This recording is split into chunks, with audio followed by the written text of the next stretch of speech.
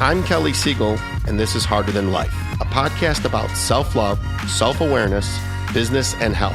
We tell outrageous stories and boil everything down to simple, practical advice you can start using today. Let's get living. Wow, 100 episodes. What a journey it's been. When I first started the Harder Than Life podcast, I had one simple goal: to create a platform where we could share stories of overcoming adversity, pushing through challenges, and ultimately living a life that's harder but more fulfilling.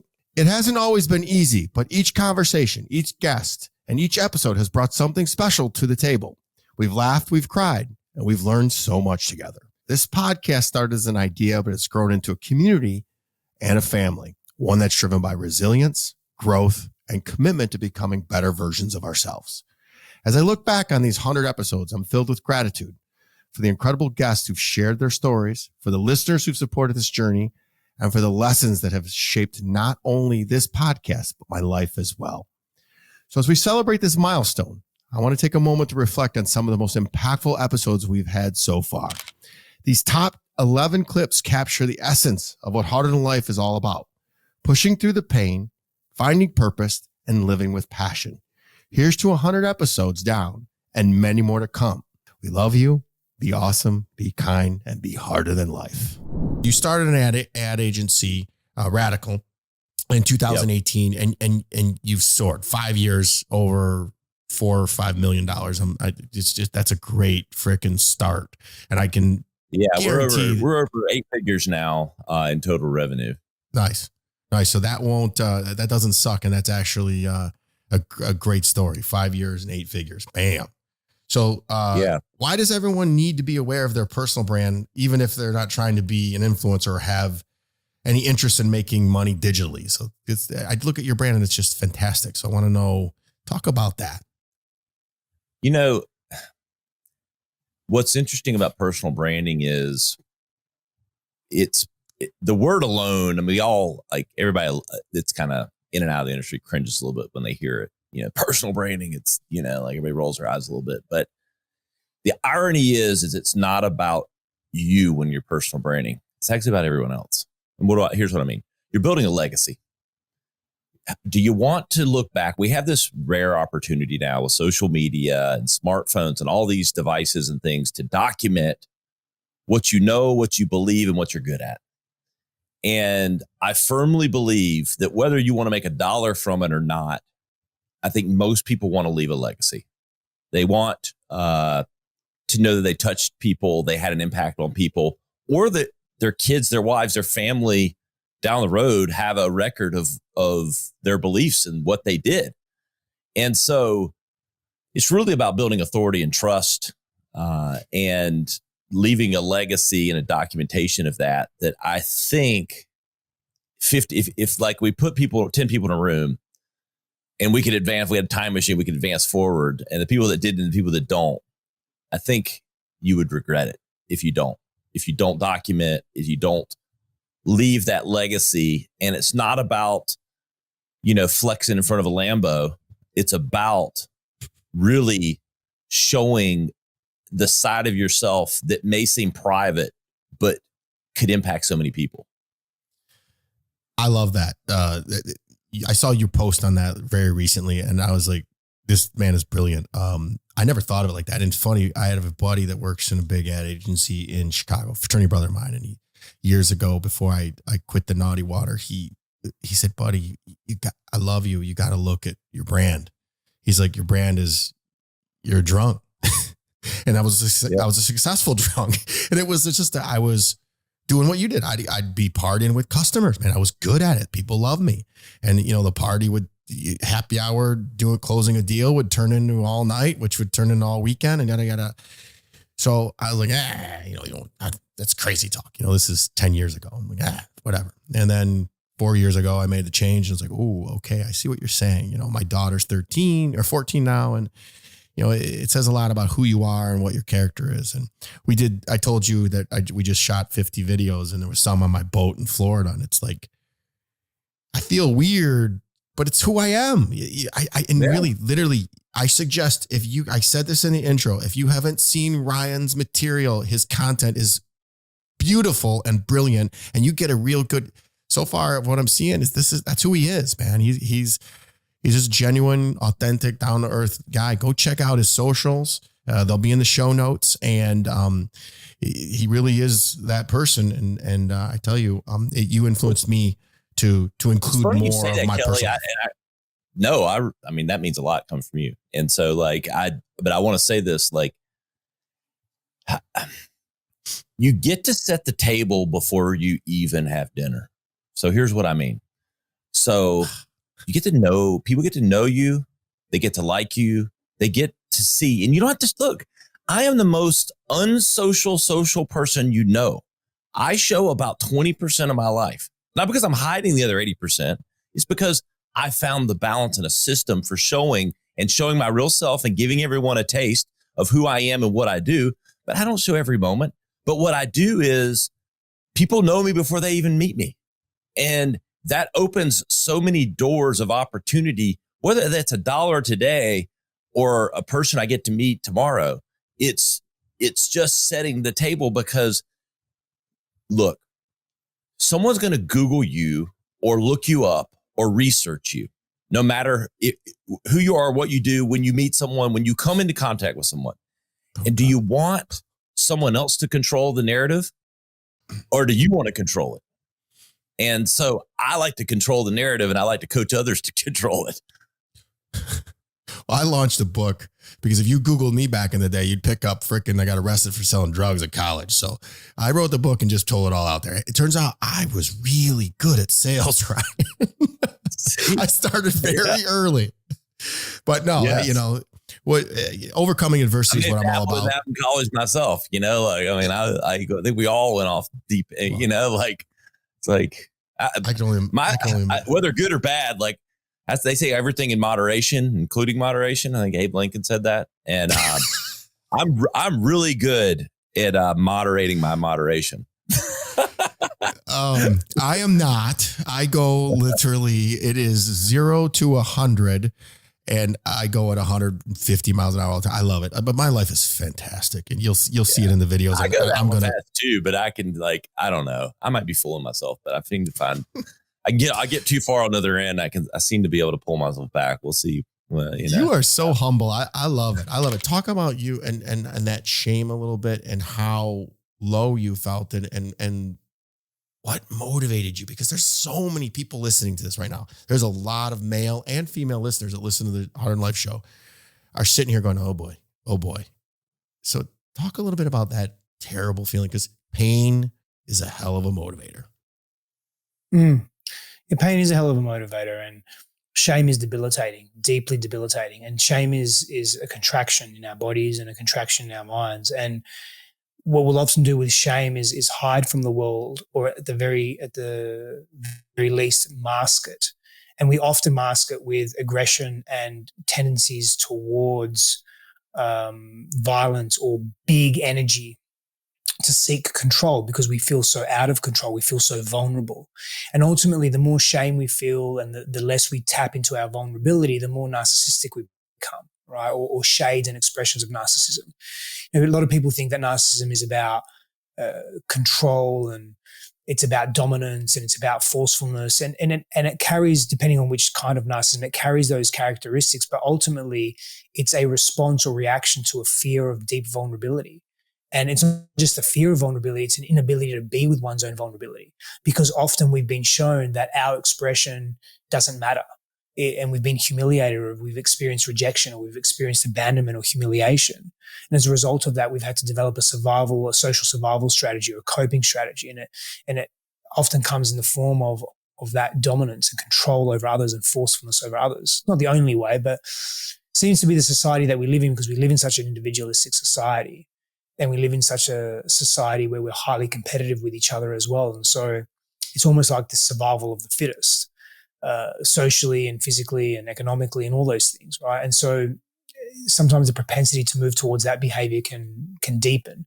But so many of us just hide from the world. I've had experiences in both where I've really, really hid from the world and been very withdrawn, very contracted and very shy. And then I've been attempted to be very big in the world and very loud and controlling, and it's a false bravado. It's just to deflect from my insecurities.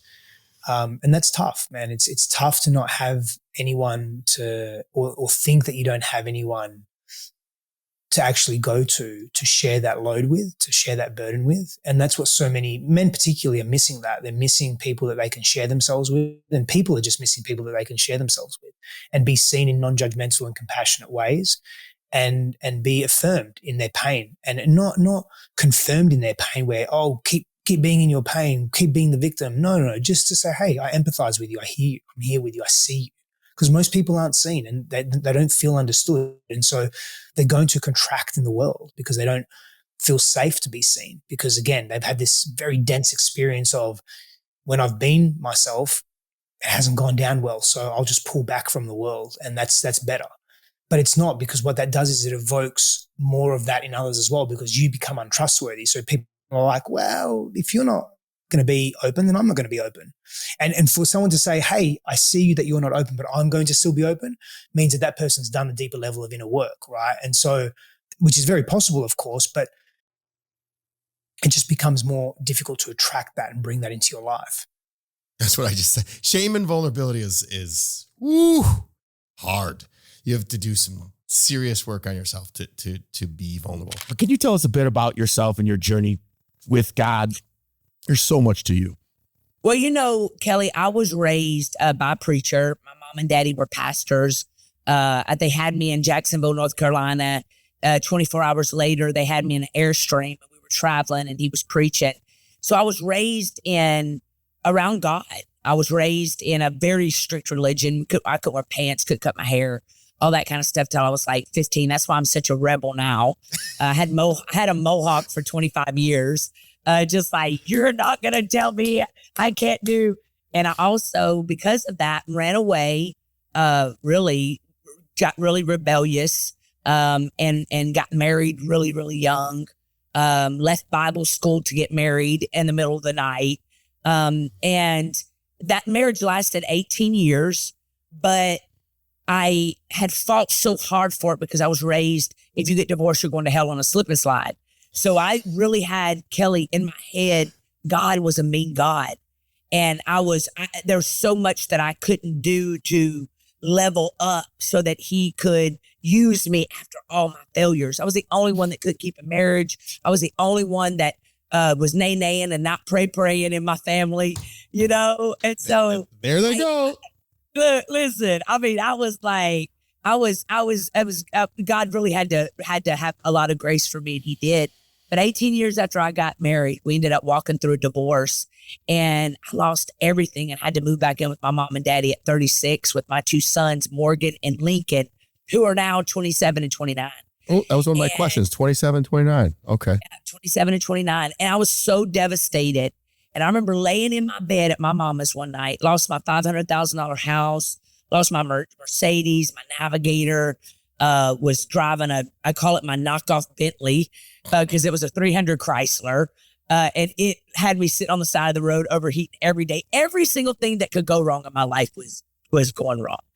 And really what happened, Kelly, was God let me hit rock bottom to find out who the rock was at the bottom, which was Jesus. And he was like, I'm going to show you that I got off of that throne and onto that cross 2,000 years ago just for you. And you're going to walk through some hell, because Kelly, I do believe sometimes God will wreck your spirit to save your soul. Sometimes he'll let things in your life go terribly wrong so that you fall flat on your face and you can get up again, because he's like, I need you to work for me. And I'm laying in my bed one night and I said, God, take this pain away from me. And I felt in my spirit, Kelly, I can't take it away. You got to get up and walk away from it. You got to walk away from that depression. You got to walk away from that anger. You got to walk away from being messy. You got to walk away from going back and trying to give CPR to dead situations. I'm here to help you, but you got to get up and walk. You got to go to hell and come out on fire. And that's exactly what I did. I started shifting the narrative of my life. And at 38, 39, it was like in that season, Kelly, if that people ask me all the time, what would you change? Nothing. There's not one single thing that I would change, Kelly, because I believe that you and I today, we can walk into a room and never even open our mouths, and just the mere atmosphere of our presence shifts an atmosphere because we've both been crushed by our own storms. Our storms got us our choices got us where we were, but God is the kind of God that will turn your scars into stars, man. He will turn your scars wounds into stars. He does it. He turns your wounds into wisdom, man. And here I am. So Chris had this company, this event. We ended up becoming partners. So I ended up starting to do this event with him. And I think it was either the first or the second time. I think it was the first time I did Unfair Advantage Live with him. And I had imposter syndrome like you wouldn't believe. Here was my boyfriend who was a professional speaker. It was his event. He was the face of the company. He's running this thing. And here I am, like, who is this girl? Like coming up on stage behind him. I remember I stood like, if you look at any of the photos from that event, I would stand like 4 or 5 feet behind him. And I would only talk if I felt like I had a reason to talk. I was so nervous. And there was a point in the event where he was going to sell his back end offer. And I volunteered to be the person to make the pitch and make the offer from stage. And at that time, I didn't know that it was an actual skill to be able to sell from stage, which it is a skill that you need to learn how to do. And people study this skill of pitching from stage for years and years and years. And there are experts that are amazing at this very difficult thing to do. And I was like, how hard can it be? I'll just read the slides and I'll just sell the damn thing. It's no big deal. I got it. So I didn't prepare. I didn't practice. I've got these slides. I don't even think I read them. And I go on stage and I start doing this pitch. When I tell you I shit the bed, like it was so bad. You know when a comedian's bombing and everyone feels really uncomfortable in the room and like no one knows what to do? Everyone was frozen. I tripped over my heel. I couldn't read what was on the screen. I said the price wrong. I didn't even know what the offer was. I was just not prepared. What a lesson in preparation, by the way. But anyways, so I do a terrible job. And at the end of the pitch, the whole thing was that we were going to have these gift bags on stage. And you say to the audience, okay, everyone that wants to sign up for the program, come on stage and grab your gift bag. And what we envisioned was everybody coming on stage or lots of people rushing the stage, grabbing their gift bags, so excited to join. Everyone needs to know that the whole point of this event, like the only way that Chris was making money on this event was if he sold stuff, like if he sold this program. So everything was riding on this. I'm like, all right, everyone come up and get your gift bag. Nobody moved. No one moved. And I'm standing up there and I'm like, oh my God. I look at Chris. He's like, his face is frozen. All of our team members are like, oh my God. One of my team members comes on stage and she goes, please sign up. It was mortifying. So I'm in tears. I go back into the green room and everybody else goes to lunch. And I'm sitting there thinking, I'm like, Jen, you need to either leave and never come back, or you need to do something to shift your energy right now, because you can't go back on stage like this. It was probably one of the most mortifying moments of my life, because everything that I thought to be true, I'm not good enough, imposter syndrome, all of it was actually it manifested. It was there. Like, I am not good enough. Like, this is terrible. So I knew the only thing that I could possibly do to get back to me was to dance. And so at that time, these events had no dancing, no music. If you go on Instagram and you look at our events now, everybody dances all the time. It's become part of our ethos. But then no one danced. It was like a regular business conference. But there was a guy that was playing music in the back of the room. So after lunch, I go up to the guy and I'm like, all right, when we come back from lunch, I want you to play this one song, and I want you to play it really loud, and I want you to play it all the way through. And he looked at me because I was the one that just bombed on stage. And he was like, really? Like, he was like, okay. All right. Rolls his eyes. And I'm like, okay, cue the music. And he starts playing this song. And I just grab the mic. I'm like, I have nothing to lose. And I'm like, all right, everybody, get on your seat. And I start dancing. And I'm like, come on. And everybody in the room starts dancing. People are dancing on the tables. They're dancing on the chairs. They bum rush the stage. The whole energy of the entire room shifts. And everyone is having the time of their life, including me. And all of a sudden, I went from the girl who was petrified to be in front of my boyfriend, who didn't think she was good enough, to being in the pocket and doing the thing that I knew that I did best, which was dancing and getting an energy in the crowd and making everybody feel seen and making everybody feel special. And after that dance party, the whole energy of the event shifted. We ended up making over 7 figures in that event. We brought back the crowd. And now every event that we do, one of our famous things, whether it's on Zoom or in person, is our after lunch dance party. And it birthed a thing that we do. It's part of our super connector vibe. And it's what makes us special. But the lesson was you're going to mess up, especially if you're not prepared. You're going to mess up. And so I did, after that, promise myself that I was going to become one of the best salespeople for stage that there is in the world. And I believe that I did that because I was never going to go back up there and fail ever again. However, the real, like, you can mess up, you can fail. It's how you come back from it. It's how resilient you are. And it's how can you come back and get in the pocket, do what you do best. Because whenever you do what you do best and you bring your uniqueness to any situation, you will save the day. Because the only thing that makes you different and makes you stand out from everybody else and makes people want to truly connect with you is the stuff that only you possess, is the realness, the vulnerability. And so when I got up on that stage and I danced after failing, everybody was bought in again and everybody was having fun. And so was I. What is your story and why does your story matter? Because if I just learned about you. If I don't know about you, my audience doesn't. So let's introduce the Heart and Life audience to Dan Martell. Yeah, I mean, today people know me as I've won entrepreneurial awards. So I was named top entrepreneur in Canada. It's where I grew up. It's where I'm from. I've invested in 60 plus companies as an angel investor in the tech space. I run $100 million, essentially holding company where we buy software companies. I run the largest CEO coaching group for software CEOs. Like, my whole life, I've been the software guy. I built and exited 3 software companies myself. But where I started, and I think this is where we connect on that level. It's like, I grew up in a really challenging spot. My mom was an alcoholic. I'm the second oldest of 4. My dad wasn't around very much. He was in sales and ended up getting addicted to drugs when I was 13. I started hanging out with guys twice my age, learning stuff I should have never been learning, and got to a place where I ended up in juvenile detention twice. And the second time, I was so adamant that I didn't want to go back that I had stolen a car and I had a handgun sit next to me. And I told myself if the police stopped me, I was going to point the gun and have them take my life. And I ended up on a routine roadblock, just took an exit off a highway and the police were checking driver's license and insurance. And I pulled over, and when they asked me for my stuff, I just took off. And I got into this crazy high-speed chase going the fact that I didn't crash sooner, but I ended up in this neighborhood and I saw an open garage door, and I thought maybe I could, hide out and close the door and, run out the back. Maybe I've watched too many cop movies, but I ended up coming into that driveway with so much speed. It wasn't even wearing my seatbelt, and I smashed into the side of the house, and I could hear the police getting closer, and I went for the gun. And for whatever reason, it got stuck, and I kept pulling on it.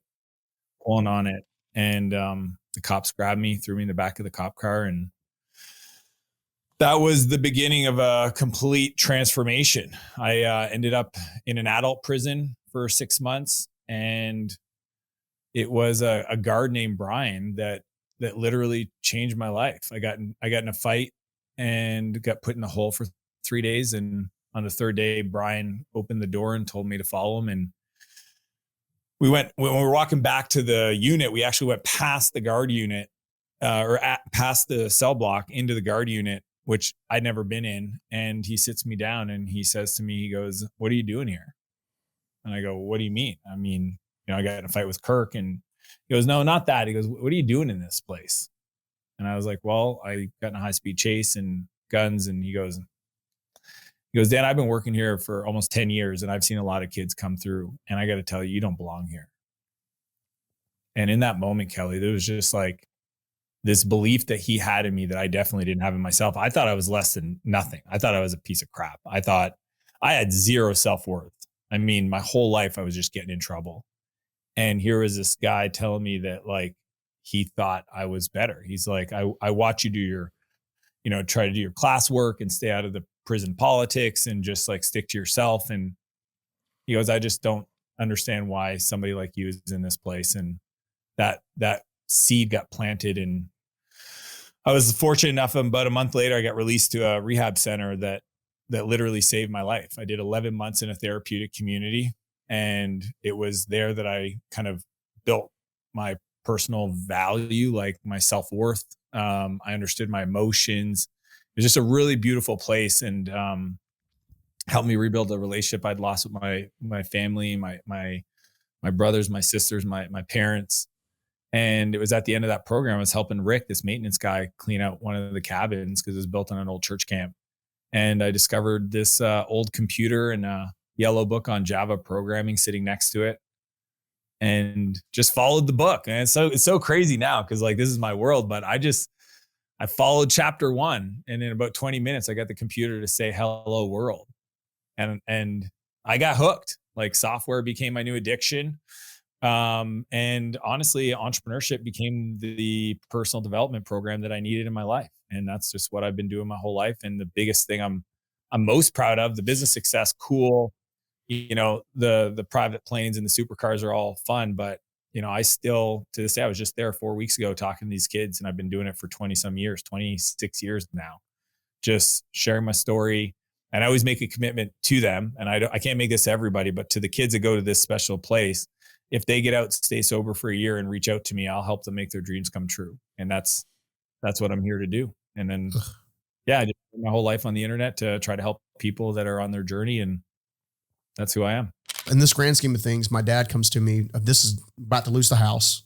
And I just remember him crying and be like, always remember that Scoggins never get ahead. They always just get by.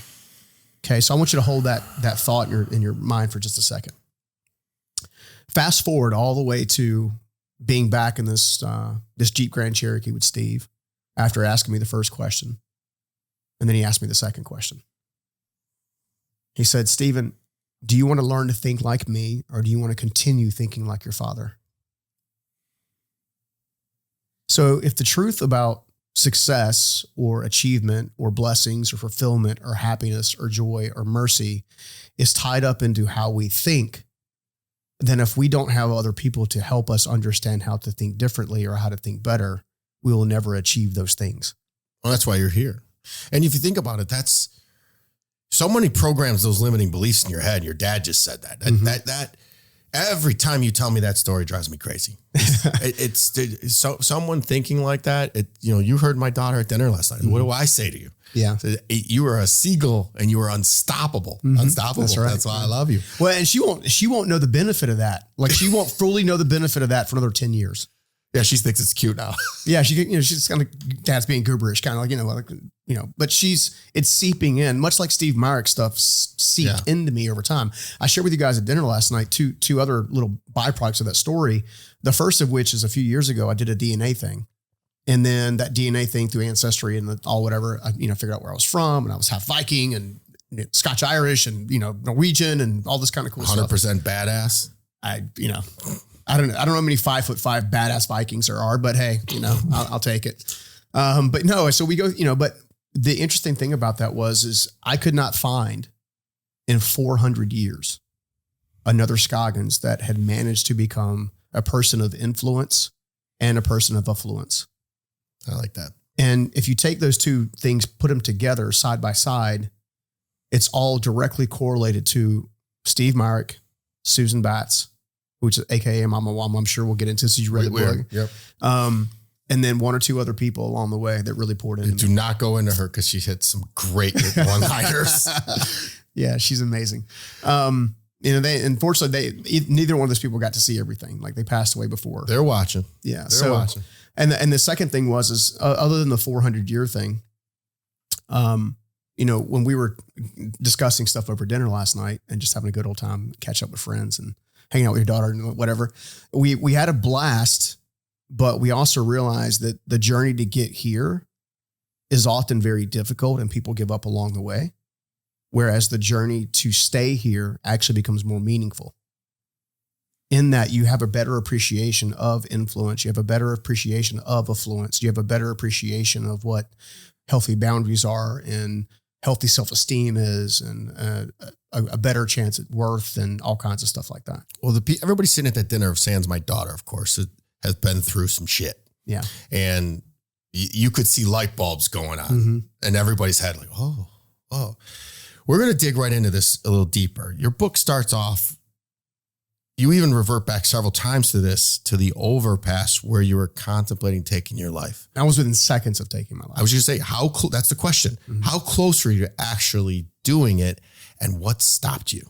Yeah, so I was within seconds of it. You have to understand that what led me there. So So hold on, let's set the scene again, just because that long-winded is.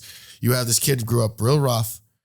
He's made it in life, and he got a little bit of bad news, and almost thought about, ending it. Well, yes, the rough upbringing, up and down kind of like construction environment. Steve Myrick gives me a chance to build a business with him.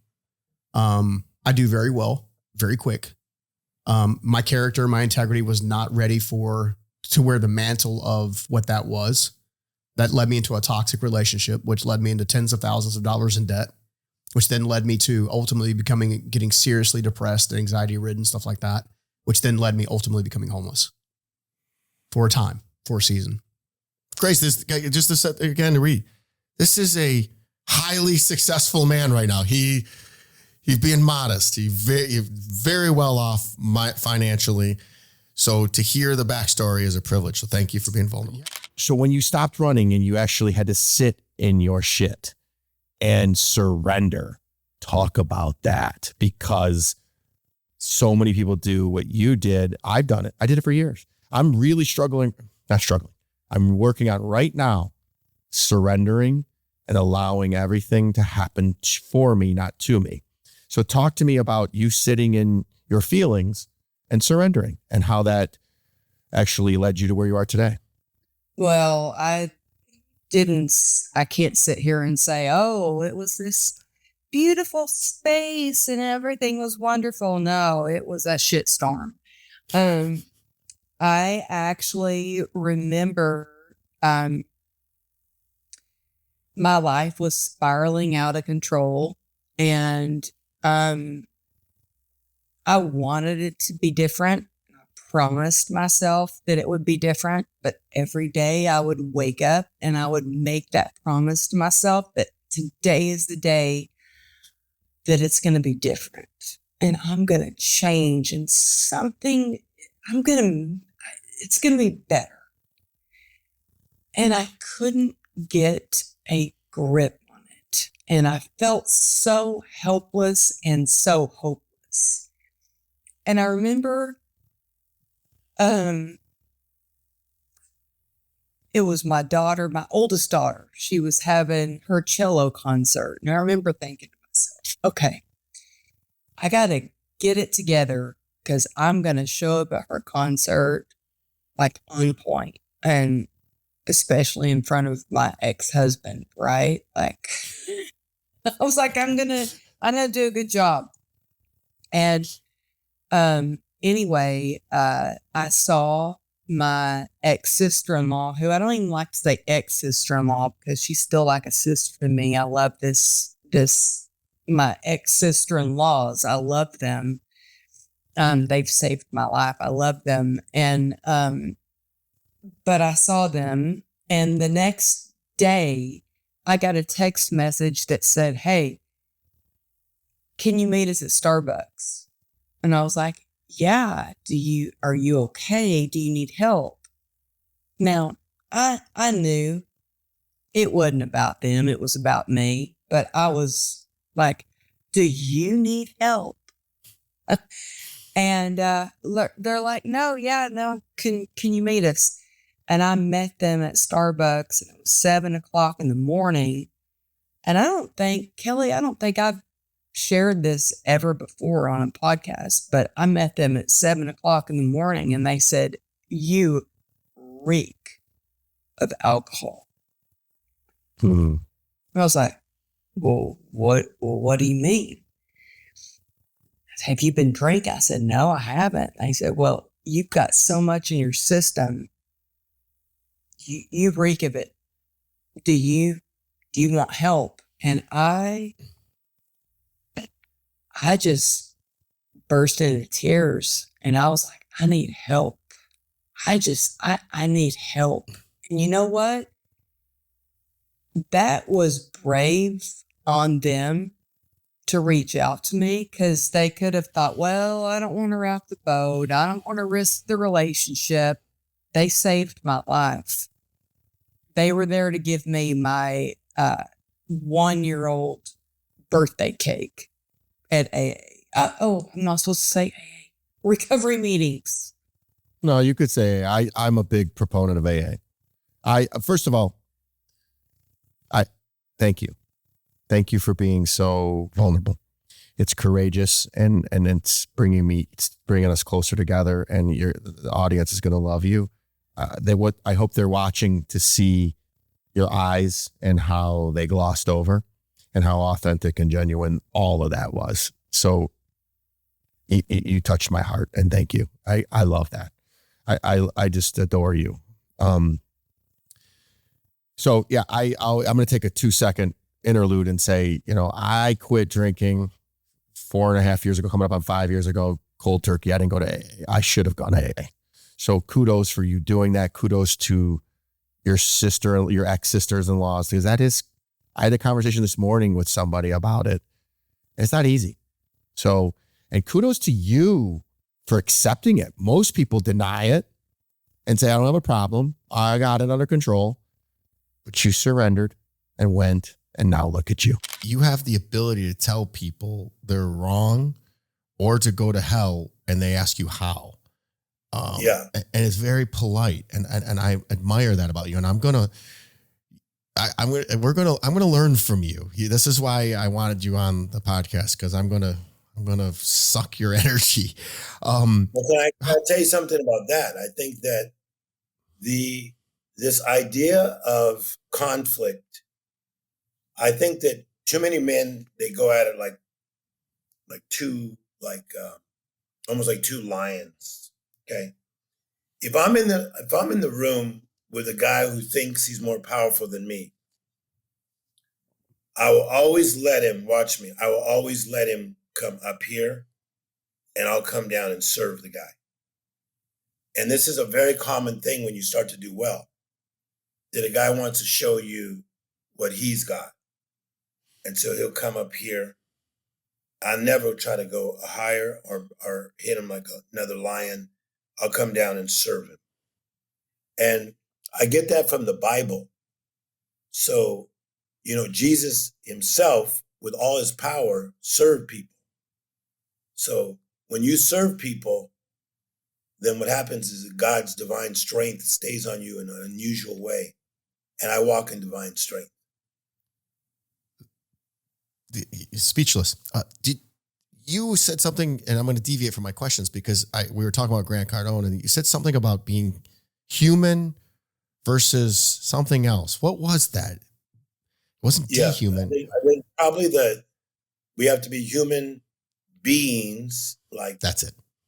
Beings in the moment, fully present, fully feeling, fully alive, instead of human doings. And so you see that by my style. I got a lot going on, but you would almost never know it because I'm so in the moment. In fact, like when we go to lunch, you'll notice I will not pick up my phone one time. Because why would I ask you to take your time, go to lunch with me, and I'm texting a bunch of people? I just don't do it. I'm in that moment.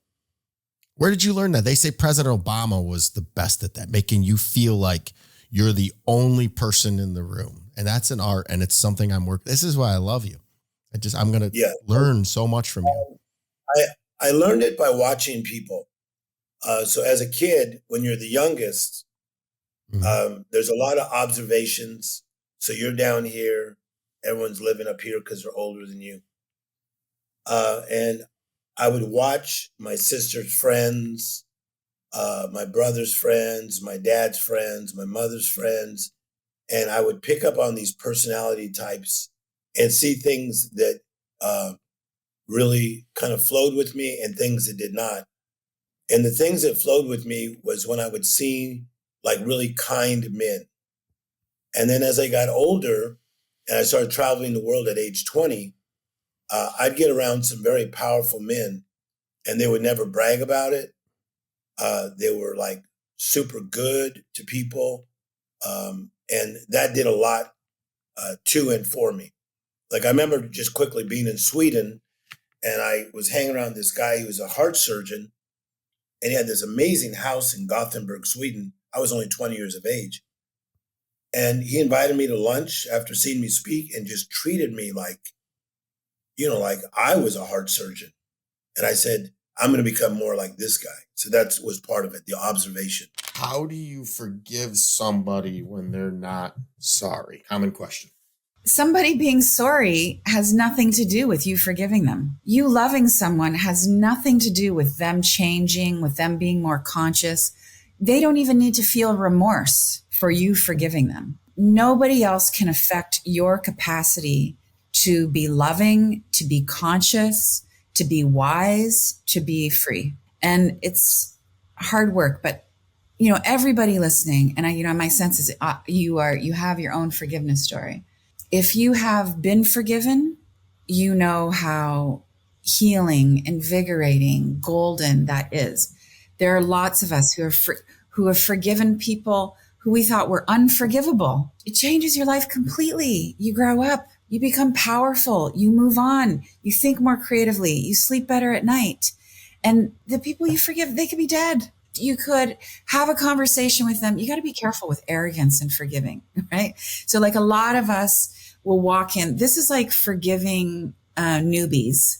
We'll walk into a conversation literally or figuratively and be like, hey, I forgive you for what you did. And there's a kind of arrogance to it. It's like, my forgiveness is really making it clear you messed up and I'm an awesome person for forgiving you for messing up. And you know that when you're in that mindset that you are secretly wishing that they would like super fess up and you want the fess up, there's actually merit in that. We have to practice forgiving. It's like we're kind of playing with this, forgiving is a virtue. It's a soul quality. We're trying to figure out what forgiving is. That's a great place to start. It's not perfect forgiveness, but it's cool. It's better than not forgiving somebody. Well, I found that forgiving, and everything I've read is forgiving someone else is for you. So and for the longest time, Danielle, and you're bringing this stuff out of me, but I'm telling you that the longest time, all I wanted was that I'm sorry from my, and then the moment I truly forgave them for my own benefit, I didn't need that sorry. Don't want it. Don't care. Doesn't matter to me. Does that make sense? Yes. I think that's an almost universal experience of you don't need it back. You're so expanded high on the love. You become so much more conscious. You just don't need it. You're full of love. You are self-fulfilled. But let's go back to the forgiveness is for you, not for the other person. Okay, so we'll just get like super esoteric right now. If we're all one, if we all come from the same source, then forgiving is also for them. And what if, like, I think you can have either motivation and it'll get you to the same, somewhat more enlightened place. Like, you could set out to forgive your folks because you know that you really love them and you're grateful that they helped you get to the earth. Thank you for being the vehicle for me to have this experience. I forgive you. You got a rough life. You're off the hook. And you will have that forgiveness euphoria and become a more expanded person. Or you could go in and just say, I love myself so deeply. My job is to create a sane, free, healing life for myself. I cherish myself. I forgive. Either way gets you there. For me, I didn't come from a good family, but a good family is going to come from me. That's why I broke the chains immediately. I just had to. I went violent. What we're describing here is what you call unselfing. So would you share with the listeners what unselfing is? Unselfing is deprogramming yourself. It's you stop being obsessed with all the small self stuff. So you really start to question who you are. Do you need the stuff? I used to really love personality testing. I'm an INFJ. I'm a 4 on the Enneagram, on the Myers-Briggs. I'm my strength finders. This is me, all that. I'm an introvert. I'm a Gemini. I'm a CEO. I'm a mother. I'm rebellious, all the things. And I realized, like, I'll use the introvert label as an example. I started to realize that a lot of those labels were actually holding me back, that I was using being an introvert as an excuse to like not go to the party or, need extra time to recharge by myself. And then I just thought, well, what if I'm not an introvert anymore? I might actually talk to more people at the cafe, at the party, at the gig, you know? So I just think I want to be less of I want fewer labels. I want fewer labels because then I can be more free. Then I get to learn maybe all these other things, all these additional things. I could sit down and talk to you for hours. Ooh, you're beautiful. I wanted to say I'm human and I love you is what I wrote when you were saying that. So those are my labels. I'm really sorry to keep going back to the book, but guys, go out and get on Amazon, How to Be Loving. Midway through the book, this thing lit my soul on fire, but midway through the book, you wrote, every emotion is trying to get our attention. I believe this wholeheartedly, and most people turn to ignoring said emotions, even turning to masking said emotions with distractions and all the other things. What do you have to say about that? Do you want to start really deep or do you want to go start shallow? You're the expert at this stuff. I understand really deep, but I don't know what all the listeners will do. So I would say make it. We're going to cover it all. Let's start with light. We'll go shallow. Your happiness is trying to get your attention because it's good for your brain, wants you to do more things that make you happy. Your sadness is trying to get your attention, wants to be listened to, wants to be validated. When we demean or repress our emotions, it's like more clutter in the basement. It's more kind of watery energy that's going to flood out somewhere. It's like if you're sad and you keep telling yourself you're not sad and you shouldn't be sad and you don't have a right to be sad, you're going to get depressed. You're going to get worse. If you're anxious and you get down on yourself for being anxious, you're going to get more anxious. That anxiety escalates into panic attacks. Okay, so all of that content, we just call it content, is your little mind babies. You create the stuff, you create the happiness and you create the fear and you create the sadness and you create the bliss. And it wants you to pay attention to it. Okay, so let's just pause there. Got to pay attention to your emotions, but you're the driver of your emotions. You're the parent of your emotions. Like the Buddhists will also often say, your thoughts and your emotions are just the clouds in the sky, and you are the sky. You hold it all. For me personally, I think when it comes to what actually doing the work means is it's not just about a self-awareness. That's the first fucking step. Having self-awareness is great. But how many times have we spoken to people that are like, I know that this isn't good for me, but I still do it. And you're like, okay, so it's not about self-awareness. But what it really is to me is it's understanding that all of us have experienced trauma. Every single person on this planet, whether it's big T trauma or little t trauma, we've all experienced some sort of traumas. And so often, especially when it comes people don't think that it manifests in other ways. It does. It manifests relationships. It manifests in personal and friendships, in career, everything. But we see it more often in relationships because it's the closest mimic to our parents. And so personally, my journey was I had a narcissistic father and a people-pleasing mother. So it was very textbook. We grew up in a home with a lot of abuse, with a lot of verbal abuse, a lot of hitting and soap in the mouth and a belt. It was just, my sister and I talked yesterday where we're like, it was just a lot of darkness. We don't remember ever really being happy as a kid or excited. And so those were how I created coping mechanisms and I created core beliefs of I wasn't good enough and I wasn't worthy. So I had a self-esteem that was shot. By the time I started dating in adulthood, I was just dating my father over and over and over again. And I didn't understand how that was going to manifest. And it was so wild, but I started dating men that were just an exact replica. And when I realized it was when I had married my father, exact same situation, and we broke up, that was the time where after I said, enough is enough. I have to be the common denominator. It can't be everybody else. And for me, that was my beginning of doing the work. So I had the awareness, but then what the fuck does that mean? What are you doing the work? For me, it really is that you are bringing in a multitude of different modalities. So you are taking the awareness and then understanding what does your body look like when you're dysregulated? Because when you're dysregulated, you're coming out of a space of not safe. And that's why sometimes we'll say things or act in ways that we're like, wow, this doesn't feel like me, right? Because you're dysregulated. Then we move into, okay, well, where's that in my body? How is this feeling in my body? Starting to connect with your body. When have I felt this before? How is this feeling? I think a lot of people, they don't want to do the work because they don't want to see those shadow parts. They don't want to see that little inner child that needs you. Because instead it's, oh, just let everybody else come save me. I just haven't found the right guy. That's all. It's just not the right person. When it's like, no, motherfucker, it's you are not saving yourself. It's not that everybody else is going to do this for you. And so for me, really what doing the work is acknowledging those parts of yourself, facing those parts of yourself, and healing through them and supporting those parts of yourself that need you more than they need any other person. Long story short, I overdosed on heroin when I was 23 years old, July of 2004.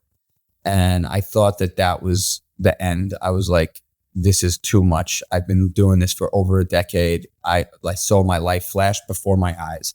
Like, I can't do this anymore. This is it. This is the final straw. And about 4 hours after that, I was doing it again. And so that's when I kind of made a decision that I was just going to die. I was just going to do it until I just actually overdosed and died, or someone killed me, or, I got into too much trouble and, whatever, something bad, catastrophic was going to happen. But I didn't think that I had the power or the strength to get sober. And then one morning, August 2nd, August 1st, the morning of August 1st, I blacked out. I'd been up for days. I blacked out. I wanted to kill myself before I blacked out. I do remember that. And that's like crazy to think. Like, I wanted to kill myself all the time. Like, at the end there, I was fighting constantly. I was getting into fist fights. I was 86 from every single bar, south of Houston, north of Delancey, east of Allen, and west of Essex. There was a whole chunk of New York City that I couldn't even go into because of how bad I was in terms of my anger. And I wanted to die. I looked at myself in the mirror, I remember, and I said, I hate you so much. I hate you more than anything in the world. And that was the conversations that I was having with myself. And then I blacked out. I woke up 16 hours later. I still had a job. I slept right through work. My boss, who I love, who became a massive component of my change of what life means today. He took me aside after I came to work. I was like, dude, I'm getting sober. I'm sorry. He's like, you're fired. You're fired. Can't do this. I cannot watch you die on my dime. I can't watch you die on my dime. This is too much, dude. I know what you're doing. I see in your eyes, you're dying. And I hear you're dying from other people, and I can't watch you do it. I begged him for my job. I said, Frank, I am getting sober. I promise you I'm getting sober. I know this is the time for me. Please give me another shot. And he said, you can come to this restaurant at 8:00 in the morning and clean it with the porters for 30 days. That's it. If I find out you have a sip of alcohol or a fucking anything that would be considered a drug or alcohol, if I find out about it, you're fired. That's it. You're done. You got to get sober. You got to be here at 8:00 in the morning, clean the restaurant. And that's what I did. And I called a friend who was like an older sister to me when I was, using years ago. And she used to take me in when I was down and out. And I knew that she was sober, and she was dating a guy that was sober that I kind of knew. And he showed up about an hour after I called her. And I had this support system like very quickly come and want to help me. And this guy, Marcus, was a Muay Thai kickboxing dude.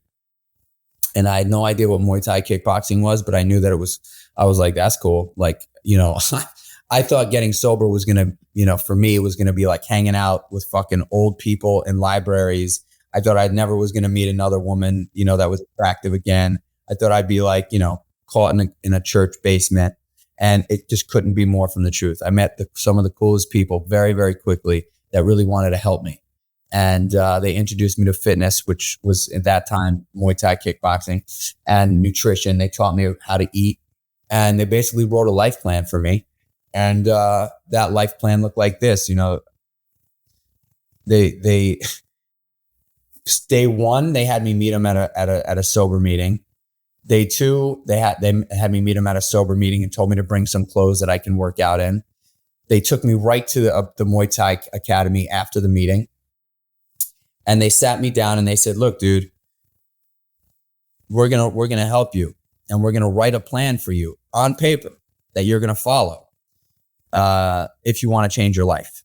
And it's simple, but you got to commit to it. And we're not going to chase you. The way the plan is going to go is you're going to wake up as early as you can in the morning, every morning. And you're going to roll out of bed and you're going to get on your knees and you're going to ask God for help. And we don't give a fuck if you believe in God or not. We don't give a fuck if you're religious or not. We want you to ask God for help. And the reason why we want to ask God for help is because, my friend, you do not know how to ask for help. You not asking for help has gotten you into this situation. So we want you to start asking for help. And then right after you get on your knees and ask for help, we want you to stand up and make your fucking bed. And then right after you make your bed, you're going to go into the bathroom. You're going to take a piss. You're going to brush your teeth. You're going to wash your face. You're going to put on your contact lenses. You're going to put on a pair of running shoes. And you're going to go for a walk or a run. It could be a block. It could be fucking 10 miles. But we want you to move your body first thing in the morning. Right after you get home from that, you're going to have a big bowl of oatmeal, because we want you to start putting positive shit into your body that's easy and accessible. Right after you have that big bowl of oatmeal, you're going to go to an AA meeting. You're going to do that. And right after you go to that AA meeting, you're going to meet us here at the gym at 12 o'clock. And we're going to kick your fucking ass. And we're going to teach you how to be a man. We're going to teach you about integrity, honesty, commitment, discipline, and how to get back up. And that's the most important one, how to get back up. You need to learn how to get back up. And then right after you train with us for a couple of hours, you're going to have a chicken and broccoli for lunch. You're going to go take a nap.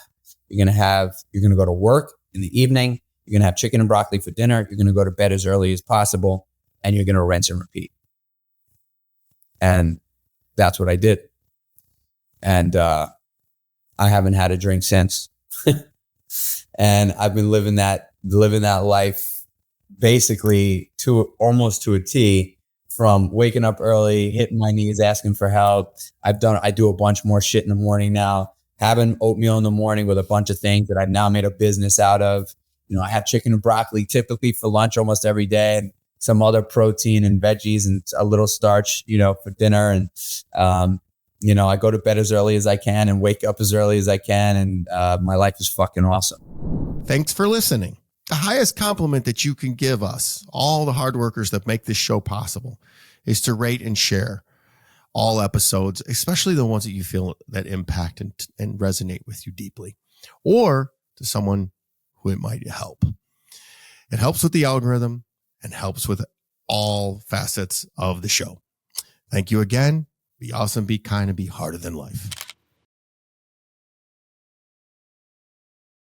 Please rate and share this podcast. I'm active on all social platforms and love to hear from my Siegel supporters. Each and every episode is sponsored by my company, National Technology Management, the easiest and best IT company to do business with, delivering peace of mind with technology every day, even simplifying cybersecurity. Visit trustntm.com for more info. Until next week, be harder than life.